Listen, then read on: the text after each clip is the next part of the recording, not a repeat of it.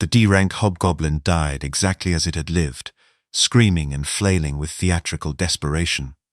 My spear punched through its sternum with a wet crunch, the drilling rotation of my thrust tearing through gristle and bone before the creature could bring its rusted axe down on my skull. 3 years of this, and I still couldn't shake the acrid stench that clung to my armor afterward, something between rotting meat and sulfur, though neither quite captured the stomach-turning reality. I planted my boot on the corpse's chest and wrenched my kiang free, black wood shaft, slick with ichor, that gleamed an unsettling purple under the gate's perpetual twilight. The gold-hued blade caught the light as I spun the weapon in a practiced arc, flinging viscera onto the cracked earth. Around me, the gate's interior shuddered, that telltale tremor signaling the dungeon's imminent collapse now that its boss lay dead. "Cutting it close again, aren't you?" Minjae's voice crackled through my earpiece, tinged with the sort of exasperation that came from watching someone repeatedly tempt fate.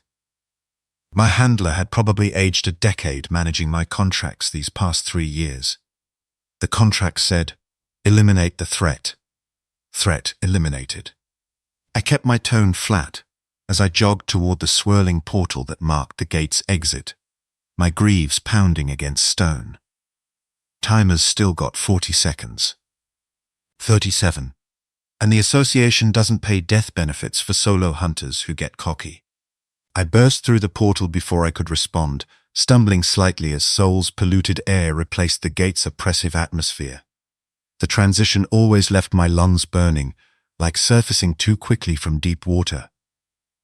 Around me, the containment perimeter buzzed with activity. Association staff dismantling barriers, news drones circling like carrion birds, curious civilians pressing against police lines. Just another Tuesday, in a world where dimensional rifts tore open like infected wounds, spilling monsters into reality. Nobody cheered.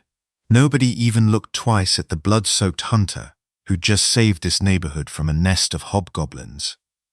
That was the thing about being unremarkable in a society that worshipped power. You could bleed for them daily, and they'd still look right through you, waiting for someone more impressive to notice. Civilians always treated the gates like a sport waiting for the hero to come out, forgetting that if we fall, they are next. "Decontamination and debrief, usual spot," Minjae said, already moving on. "Then check your Hunter app. You've got mail from HQ." That made me pause mid-stride. In 3 years of scraping by on solo contracts, the association had never contacted me directly. Solo D-ranks like me were noise. We existed in the unremarkable majority that had so many voices, but not one who listened to it, and casualty reports. Not like the upper ranks where hunters actually get benefits and support. What kind of mail? The kind that uses words like immediate and mandatory. Don't keep them waiting. The line went dead. 2 hours later, scrubbed clean and wearing my civilian clothes, black blazer, white shirt, cargo pants that had been my usual style for years now. I stood in the association's Seoul headquarters, feeling distinctly like a stray dog that had wandered into a palace. The lobby's vaulted ceiling stretched 3 stories high, all chrome and glass, with holographic displays showcasing famous hunters mid-combat. I recognized most of them, S-rank celebrities whose autographs sold for more than my monthly rent.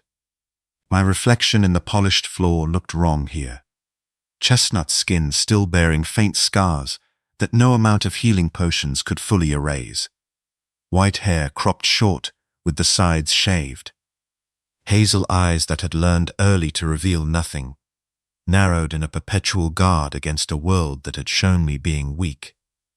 Makes you a target. The scar across my nose, a memento from my first gate at 15, when I'd been too slow and too weak, and too stupid to understand that hunters didn't get second chances. I'd survived anyway. Spite was an underrated motivator. Hunter Bam, a woman in an association uniform, materialized beside me, tablet in hand, expression professionally neutral. Director Sung will see you now. 14th floor, executive conference room. The elevator ride felt like ascending into thinner air, each floor taking me further from the world I understood, and closer to whatever machinations the powerful engaged in. When the doors opened, I found myself in a corridor that smelled of expensive coffee and quiet power, the kind of place where careers were made and broken with a signature. The conference room was smaller than I'd expected, dominated by a table of dark wood that probably cost more than I'd make doing 7 D-rank solo gates. 3 people already occupied chairs, and the weight of their presence hit me like the first time I met a common goblin, the fear, the choking feeling of not being ready for what is to come. The woman closest to me had pale platinum hair that caught the light like ice crystals, tied back with severe precision. Her silver blue eyes tracked my entrance with the warmth of a winter lake, beautiful, cold, and absolutely lethal. She wore a hunter's coat of white and silver, immaculate as fresh snow. I recognized her instantly. Jill Rostova, the Ice Queen herself, the prodigy who'd been making headlines since her awakening 2 years ago. Beside her sat a young man who looked like he'd been carved from restless flame. Drake Flamebell lounged in his chair with aggressive casualness, fiery eyes narrowing as he sized me up. His red and gold combat jacket hung open over a designer shirt, the kind of calculated dishevelment that only money could buy. His family name opened doors across the country. His talent for fire magic had kicked those doors off their hinges. The third figure leaned against the far wall rather than sitting, a girl with midnight black hair that fell in shaggy layers across one eye. What I could see of her face carried an otherworldly quality, too flawless to be fully human. Her crimson eyes met mine with predatory interest, a smile playing at her lips that held more hunger than friendliness. Ash, the half-blood who'd climbed the ranks through sheer violence and controversy in equal measure. 3 prodigies. And me. I suddenly understood why Minjai had sounded stressed. Hunter Bam, please, sit. Director Sung entered from a side door, his silver hair and weathered face marking him as old enough to have survived the first gates 20 years ago. He carried that authority like a second skin. Thank you all for coming on such short notice. Drake snorted. We didn't exactly get a choice. Mandatory summons isn't a request. No, Sung agreed, settling into his chair at the table's head. It isn't. Because what I'm about to tell you cannot leave this room, and the association needs your cooperation more than it needs your comfort. Jill's expression didn't flicker. Ash's smile widened slightly. Drake leaned forward, interest piqued despite his attitude. I said nothing, keeping my face carefully neutral as I took the remaining seat, my kyang propped against the chair beside me. I'd refused to surrender it at security, and surprisingly, they'd let it slide. Over the past 6 months, Sung continued, 47 hunters have disappeared during gate operations. Not killed. Our monitoring equipment would register death. Simply vanished. No bodies, no traces, no explanations. He tapped his tablet, and holographic images materialized above the table. Grainy footage of hunters being swallowed by shadows that moved wrong. Darkness that seemed to think. 3 weeks ago, we identified a pattern, a presence, at each disappearance site. We believe a single entity is responsible. The temperature seemed to drop. Jill's hands had frost forming on her fingertips before she consciously stopped it. You're telling us someone's hunting hunters? Drake's voice had lost its casual edge. What rank? Unknown. We're calling it the Shadow Warlord. Sung's jaw tightened. What we know is insufficient. What we suspect is terrifying. It appears to be building an army from corrupted shadow magic, and every hunter who vanishes adds to its forces. Ash pushed off the wall, her movements liquid grace. So you're forming a team to hunt it? Why us? And why? She gestured vaguely in my direction, not unkind but clearly confused. It was the question I'd been asking myself since entering the room. Sung looked at me then, and something in his expression made my spine straighten. Because every team we've sent has failed. Elite hunters, perfectly coordinated, optimal skill combinations, all failures. It adapts. It learns. It counters. His gaze swept across all of us. We need something it won't expect. Raw talent, a nod to the prodigies, and someone who's learned to survive despite the odds. The implications settled like lead in my stomach. I was the wild card. The variable that didn't fit standard patterns. 3 years of scraping by, of learning to make every thrust count because I couldn't afford mistakes, of developing technique because I lacked overwhelming power. Apparently that meant something to someone. Or I was expendable padding for the real assets. You have 72 hours to decide, Sung said, though his tone suggested refusal wasn't truly an option. Report back here if you accept. Train together. Learn to function as a unit. Because if it isn't stopped, he paused, and for the first time, I saw fear crack his professional mask. The gates were just the beginning. What's coming will make the last 20 years look like a prelude. The meeting ended with more details. Stipends, equipment access, clearance levels, but I barely processed them. My mind kept circling back to the footage of those shadows, the way they moved with terrible purpose. Somewhere out there, something was hunting us. And somehow, impossibly, I'd just been volunteered to hunt it back. The elevator descended in suffocating silence, the kind that made you acutely aware of your own breathing. I stood in the back corner, Chang held vertically beside me, while the 3 prodigies occupied the space with the ease of people accustomed to rooms rearranging themselves around their presence. Drake had positioned himself front and center, naturally, his reflection in the polished doors showing that permanent scowl he seemed to wear like armor. Jill stood to his left, posture immaculate, eyes fixed on the descending floor numbers with the interest one might give to paint drying. Ash leaned against the side rail, examining her fingernails with exaggerated nonchalance, though I caught her crimson eyes flicking toward me twice in the mirror's reflection. We passed the 10th floor, the 9th, the 8th. So, Drake's voice shattered the quiet like a brick through glass. He didn't turn around, just kept staring at his own reflection. Anyone want to explain why we babysitting? My jaw tightened, but I kept my expression neutral. 3 years of taking jobs nobody else wanted had taught me when to swallow pride. This felt like one of those moments. Director Sung explained his reasoning, Jill said, her tone carrying all the warmth of a mortuary slab. Whether we agree is irrelevant. Is it? Drake finally turned, and the full weight of his attention felt like standing too close to a furnace. His eyes locked onto mine with undisguised contempt. Because I've been hunting since 15. Cleared my first B-rank gate at 16. Made the association's Rising Stars list before I could legally drink. He gestured at me with the casual dismissiveness of someone swatting away an insect. And now they're telling me my life depends on some nobody who's been scraping by on goblin extermination contracts? The elevator dinged. 7th floor. I don't recall asking for your approval, I said quietly. The words came out flatter than intended, but volume wasn't what gave them edge. The director made his decision. You can take it up with him, if you have concerns. Drake's laugh was sharp and humorless. Oh, I have concerns.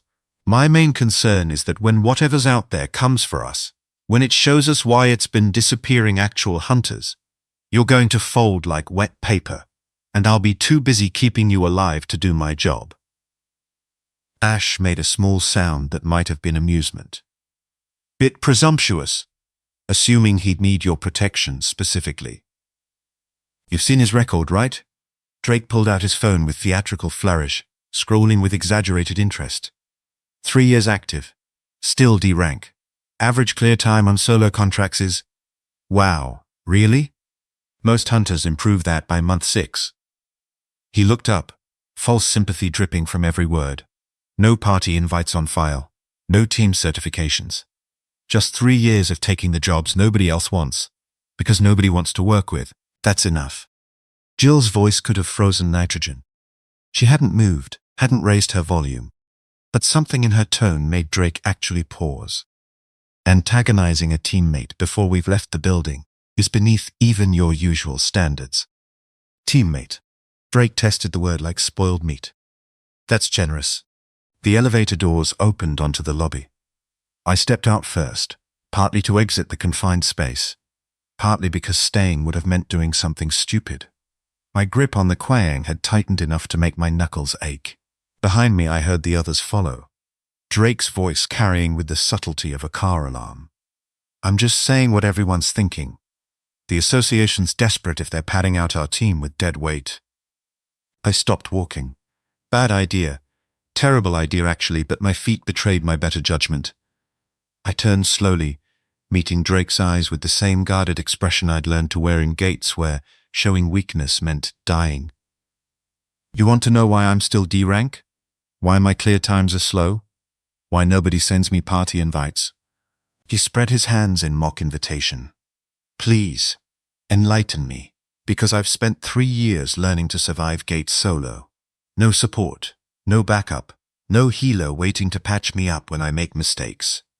I kept my voice level, but each word carried weight. I learned to clear dungeons where one mistake meant I didn't come home, where I couldn't afford to rely on anyone's magic, or family connections, or natural talent, because all I had was this. I lifted the kyang slightly. So yeah, my times are slow, because I'm still alive to have times at all. Drake's expression flickered, something between annoyance and grudging interest. Survivor mentality. How noble. That'll be really useful when we're facing something that's been killing hunters who actually know what they're doing. William's how favored day on Twitch.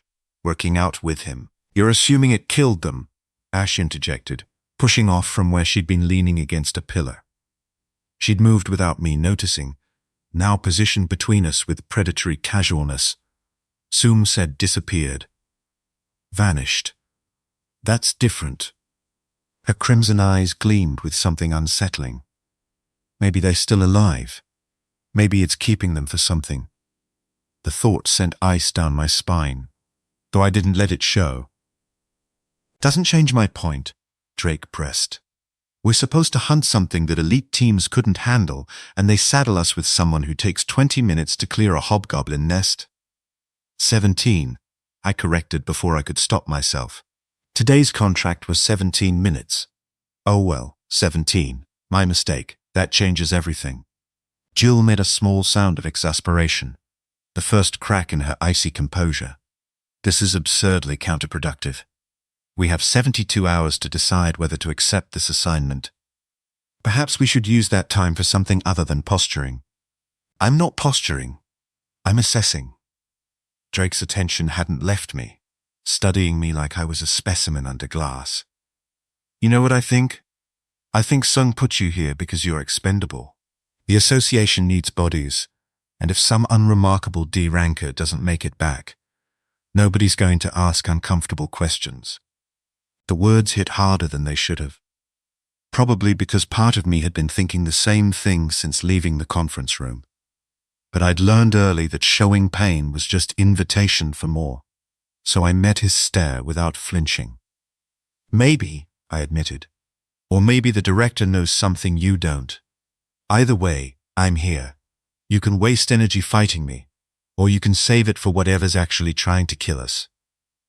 Assuming you accept, Jill noted, her silver blue eyes fixed on me with uncomfortable intensity. You haven't confirmed whether you're taking the assignment. I hadn't, had I? In the chaos of Drake's hostility, I'd almost forgotten that refusal was technically an option. Walk away. Go back to my studio apartment, to solo contracts, to the simple certainty of knowing exactly where I stood in the world's hierarchy. Nobody would blame me. Nobody would even remember I'd been asked. Except I would remember. And I'd remember that when something big enough to terrify the association came calling, I'd chosen comfort over duty. I'm taking it, I said. The words felt like stepping off a cliff. Whether you want me here or not, I'm taking it. Drake's expression darkened. Perfect. Just perfect. Well, at least when you get yourself killed, I'll have the satisfaction of saying I told you so at your funeral, assuming there's enough left of you to bury. How optimistic, Ash murmured, though her smile suggested she found the whole exchange entertaining rather than concerning. We haven't even trained together, and already we're planning funerals. This team is off to a wonderful start. There won't be a team, Drake snapped, if we're carrying passengers.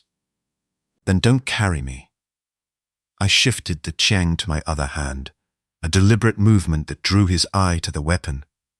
I've survived 3 years without anyone's help.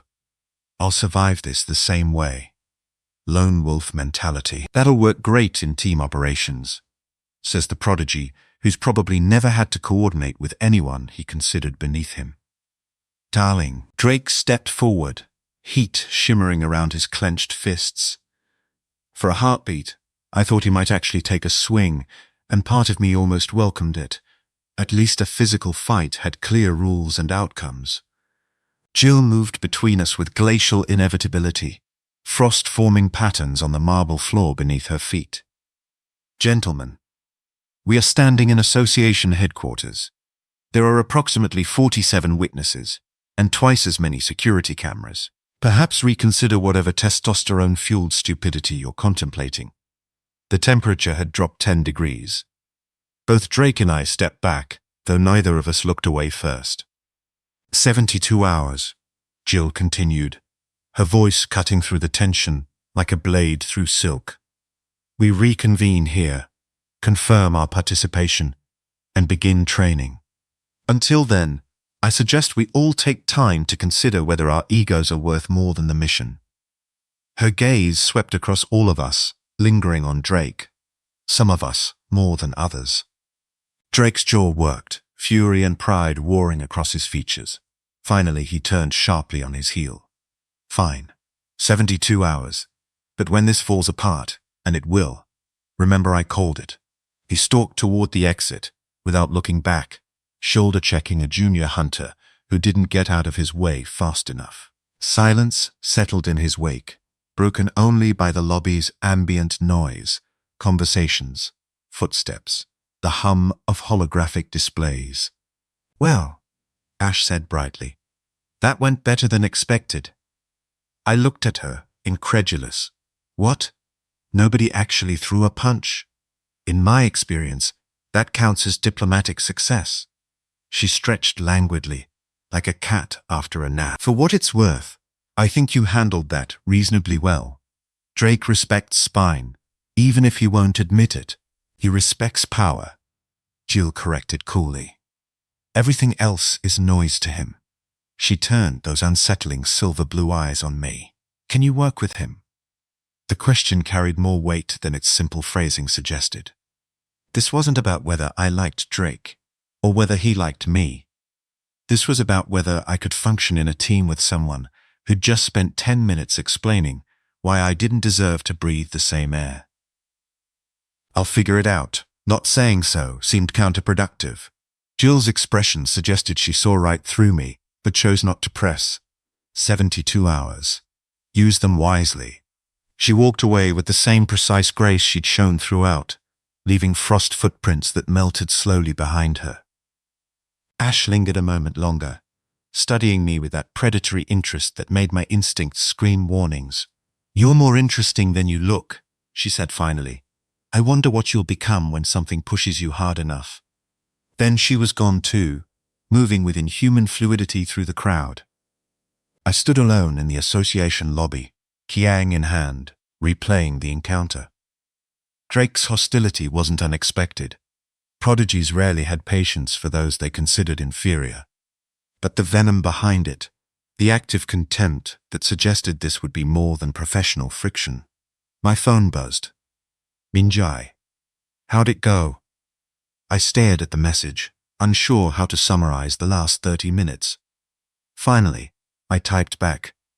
Met the team. Drake Flamebell wants me dead or gone, preferably both. The response came quickly. So standard Tuesday for you then. Despite everything, I almost smiled.